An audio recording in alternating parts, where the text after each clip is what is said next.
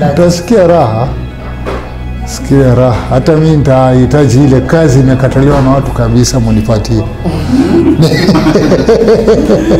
Zile zimekataliwa na watu kabisa munipatie. River Jordan ina sifa nyingi, maanake mimi nilianza kuiona Maungu. Iliokota mtoto mmoja alitupo kwa choo, wakaenda kumsaidia apone. Alikuwa amezaliwa na akatupo kwa choo. River Jordan ndio ilipelekea huyo mtoto. Na wakashughulika naye, hata nafikiri sasa ni mtu mzima. River Jordan ni hospitali kweli na ina watu wa huruma mwingi.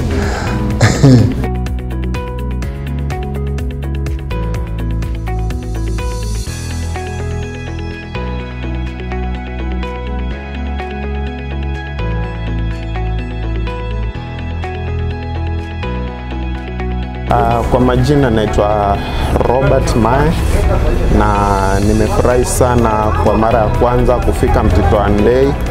Sisi kama River Jordan tumefurahi pia, watu wamejitokeza kwa wingi vile tulikuwa hatujatarajia, sababu ni mara ya kwanza, lakini wametuonyesha ushirikiano na upendo. Hakika watu wanapenda matibabu, na hiyo si karibuni itaanza hapa River Jordan Mtito Andei. Tunawahimiza mfike kwa wingi, na tumeona tukileta hiyo si hapa itasaidia sana wakazi, maana shida zenye tumezipata hapa ni nyingi, si kidogo.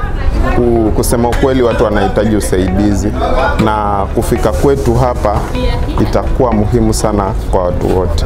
Kulingana na this camp of today, tumeona kuna cases nyingi zenye zimetokea kama optical, shida ya macho, na kuna dental, shida ya meno.